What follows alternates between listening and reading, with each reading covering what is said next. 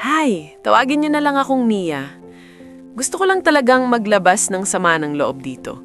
Kasi hanggang ngayon, hindi ko pa rin magets kung gaano kakapalang mukha ng mga taong tinuring kong pamilya noon.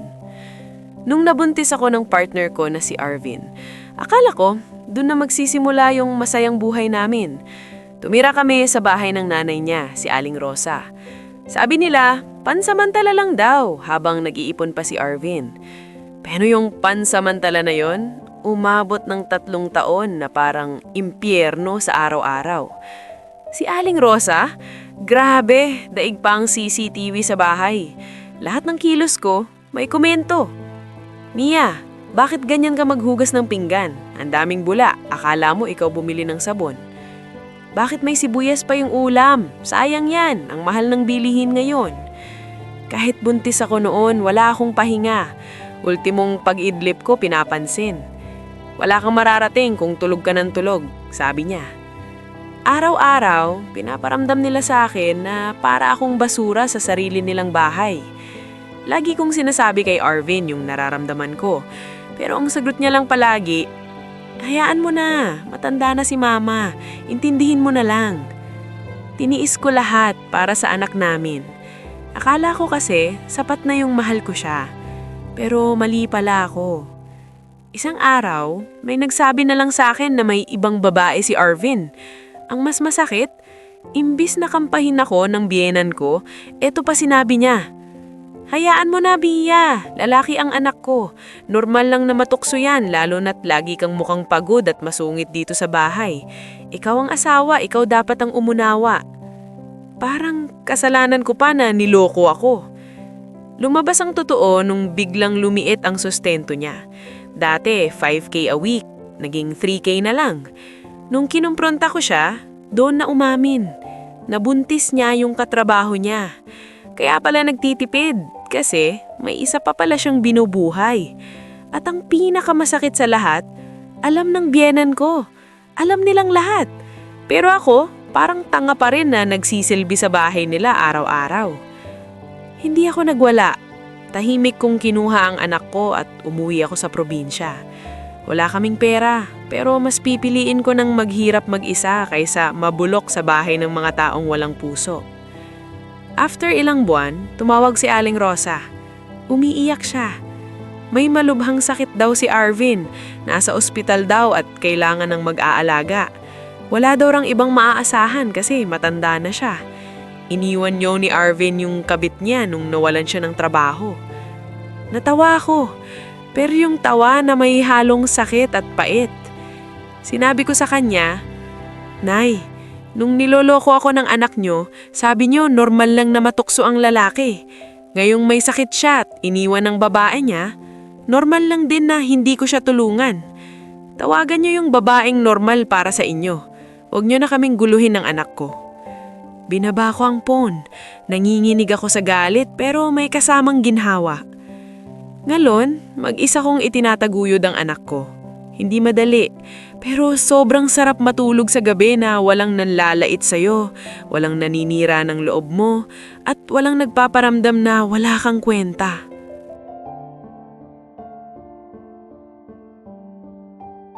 Three years na kami ng girlfriend ko na si Ira.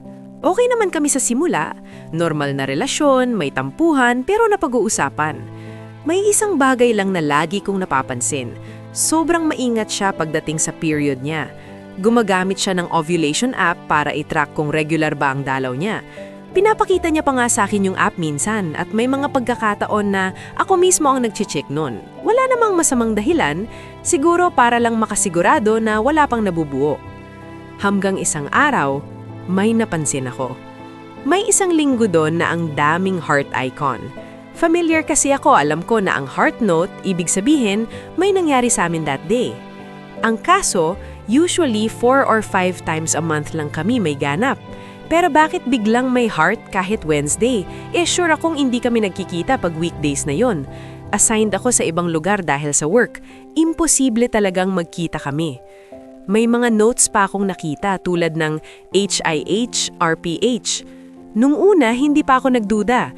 Iniisip ko baka personal notes lang niya, baka reminder sa period niya o kung late ba. pero hindi mapakali isip ko. Nag-search ako. 1, 2, hanggang dumami na.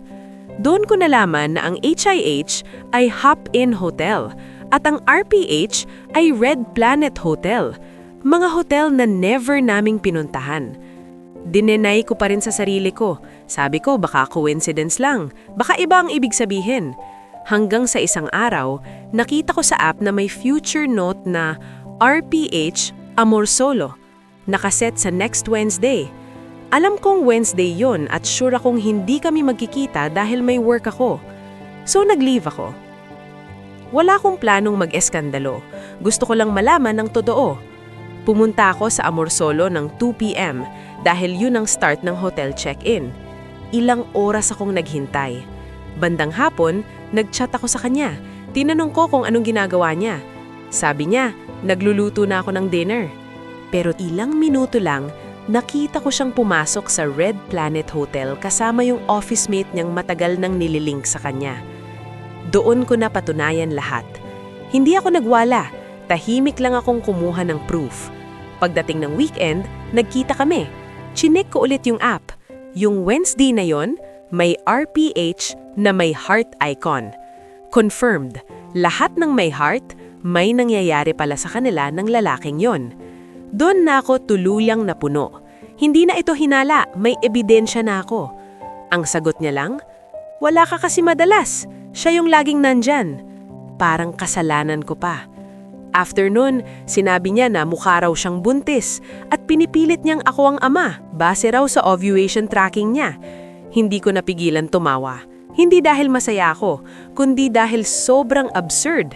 Sinabi ko sa kanya, sa dami ng beses na may nangyari sa inyo ng office mate mo kaysa sa atin, ako pa rin ang gagawin mong tatay ng batang yon.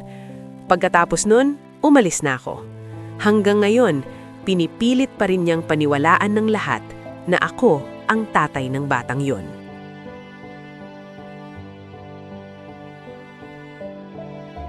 Tawagin niyo na lang akong Eve. Hindi talaga ako yung tipo na clingy. Sanay ako na may sariling space kami ng boyfriend ko na si Marco. Pero that Sunday, bigla ko lang siyang na-miss. Walang drama, walang hinala. Gusto ko lang siyang i-surprise. May dala pa nga akong favorite food niya kasi alam niyo yun, simpleng effort lang dahil mahal mo yung tao. Pagdating ko sa apartment niya, bukas yung gate, kaya dire-diretso na ako pumasok. Tahimik yung loob, walang TV, walang ingay. Tinawag ko siya pero walang sagot. Maya-maya, narinig ko yung shower sa CR. Naisip ko, naliligo pala. Okay lang naman sana kaso sobrang tagal. As in lagpas 1 oras. Hindi ako umalis sa sala kasi ayokong magmukhang pakialamera. Umupo lang ako, nag-phone, pero habang tumatagal, may kakaibang kaba na akong nararamdaman. Pinipigilan ko lang sarili ko kasi ayokong mag-overthink. After more than an hour, naisip kong umakyat saglit sa kwarto niya. May naiwan kasi akong hoodie doon dati, kukunin ko lang sana. Tahimik sa taas, walang kakaiba. So bumaba ulit ako sa sala. Pagbalik ko, may babae na doon. Yung girl best friend niya na si Nina. Nakaupo sa sala, parang sanay na sanay sa bahay. Sabi niya sa akin, kararating ko lang, wala pa ata si Marco, no? Pero napansin ko agad, basa pa yung buhok niya, parang bagong ligo. At yung aura niya iba, parang may alam siyang hindi ko alam. Hindi ko pinahalata, ngumiti lang ako, pero sa loob-loob ko, ang dami ko ng tanong. Ilang minuto lang, lumabas na si Marco sa CR. Sinabi ko lang casually, grabe ang tagal mong maligo ah, first time yan. Ang napansin ko, hindi man lang siya nagulat na nandoon si Nina. Walang, uy, kailan ka pa na dumating? O kahit anong reaksyon. Normal na normal lang. Magsi-CR sana ako, pero bigla niyang sinabing, wait lang, lilinisin ko muna. Doon na talaga ako kinutuban. Pagpasok ko sa CR, nag-inspect ako. Hindi ako praning, pero ramdam ko na may mali. Yung amoy ng sabon, same na same sa amoy ng girl best friend niya. Pambabae talaga. Tapos sa likod ng sink, may undies na mukhang minadaling itago. Feeling ko tinago na lang nila nung may narinig silang bababa ako. Paglabas ko ng CR, wala na si Nina. Umalis na. Siguro alam na niya kung bakit. Nagsorry lang si Marco. Doon ko na-confirm sa sarili ko kung bakit sobrang tagal niyang maligo. Tinempuhan nila na makaalis kaming dalawa sa sala para makalabas si Nina nang hindi ko nakikita. Sabi niya, "Huwag mong masamain, ligo lang yun, wala nang iba." Nag-general cleaning daw sila at pareho lang daw gustong maligo. Pero honestly, hindi ako naniniwala. Based sa tagal ng paghihintay ko sa sala, ramdam ko na may nangyari na bago pa ako dumating. Hanggang ngayon, wala siyang inaamin. Pero minsan, hindi mo kailangan ng diretsyong sagot. Yung pakiramdam mo na mismo ang ebidensya.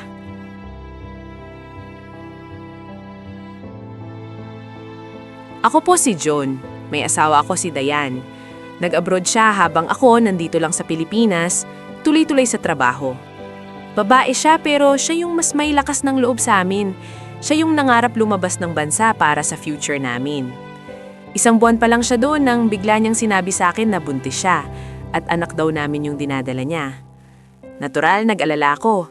Pinapauwi ko na sana siya kasi alam kong mahirap magtrabaho ng buntis, lalo na sa ibang bansa. Pero sabi niya, okay lang daw, mabait daw yung amo niya. Sila na raw bahala sa gastusin sa ospital, kasama daw sa benefits ng company. Kaya kahit may konting duda, naming kampante rin ako.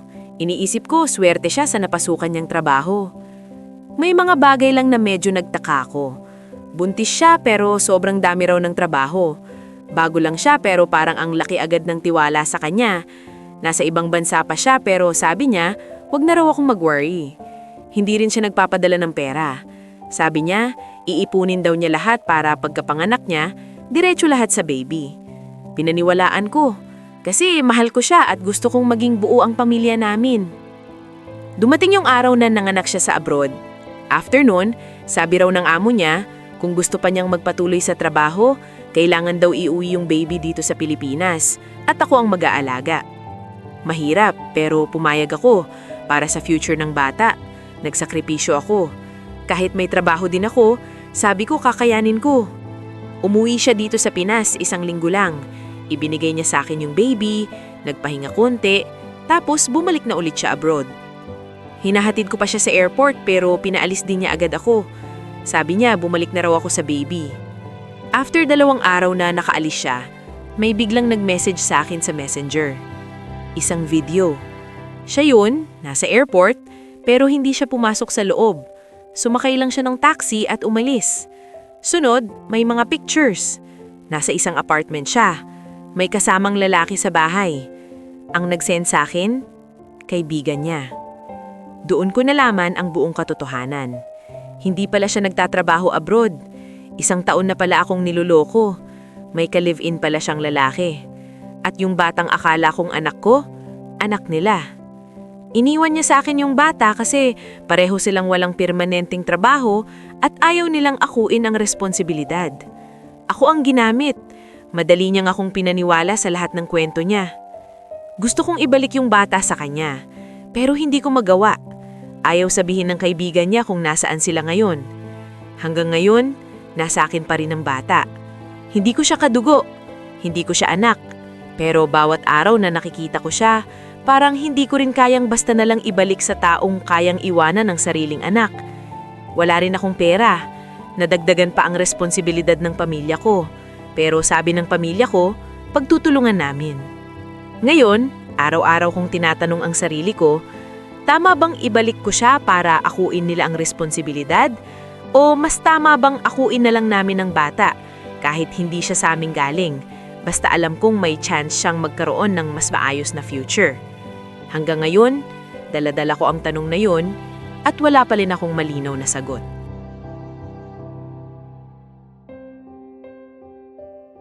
Magandang araw sa inyo, Ate Cor. Ako po si Rina. 5 years na kaming kasal ng mister ko na si Paulo. Sa loob ng 5 taon na yon, may history na talaga siyang pakikipagrelasyon ng patago sa mas bata. Pareho kaming 37, wala pa kaming anak kaya kung umaasta siya minsan, parang binata pa rin. Wala siyang masyadong iniisip na responsibilidad sa buhay mag-asawa namin.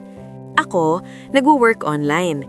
International ang clients ko kaya mas malaki ang kinikita ko kumpara sa kanya na nasa corporate job. Dahil lagi lang akong nasa bahay, naging madali para sa kanya na gumawa ng kalokohan. Hindi ko agad nahuhuli kasi wala naman akong nakikitang diretsyong ebidensya noon. Hanggang sa napansin ko na lagi siyang tutok sa phone. Kapag lalapit ako, bigla niyang itinatago. Iwas dito, iwas doon. Alam niyo yung pakiramdam na may mali pero wala kang hawak? Pero minsan talaga ang universe na ang gumagawa ng paraan. Unti-unti kong nakita kung sino yung madalas niyang china-check. Isang babae na mas bata na naman. Nag-I love you na sila sa chat. Base sa itsura, siguro early 20s pa lang yung girl. By the way, HR ako sa work ko. Ako ang nag-i-interview ng mga Pinoy VAs para sa international clients namin. Isang araw, bigla akong kinausap ng asawa ko. Nakikiusap siya na ipasok ko raw sa work yung kinakapatid niyang babae. Anak daw ng kumare ng nanay niya. Kailangan lang daw talaga ng trabaho kasi parehong magulang nung girl ay na-stroke at siya na lang daw ang inaasahan. Kahit wala kaming hiring, pumayag ako. Sabi ko, i-interviewin ko muna para malaman kung saan ko siya pwedeng ilagay na posisyon. Pero ang totoo, gusto ko lang makilala kung sino talaga yung babaeng yon. May kutob na ako na baka siya yung kabit. At guess what? Tama nga ako. Siya mismo yung babaeng nakikita kong ka-chat at ka-I love you ng mister ko.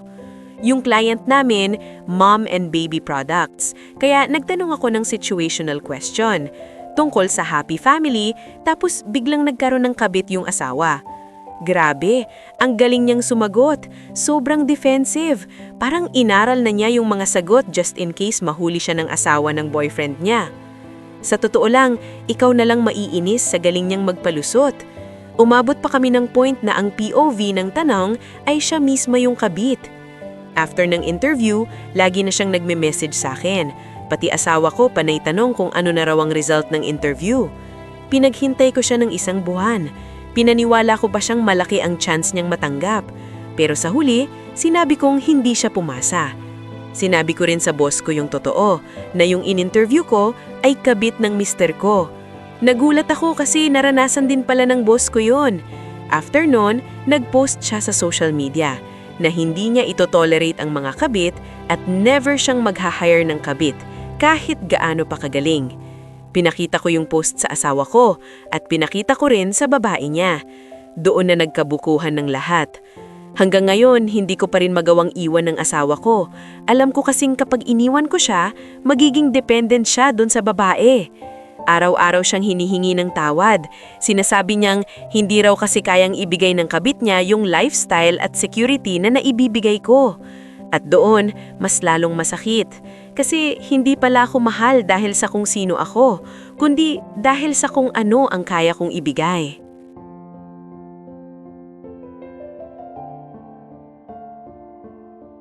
Maraming salamat sa pakikinig sa kwento ngayon. Kung may reaction or suggestion kayo, ay pwede niyong i-comment sa ibaba at promise na babasahin namin yan.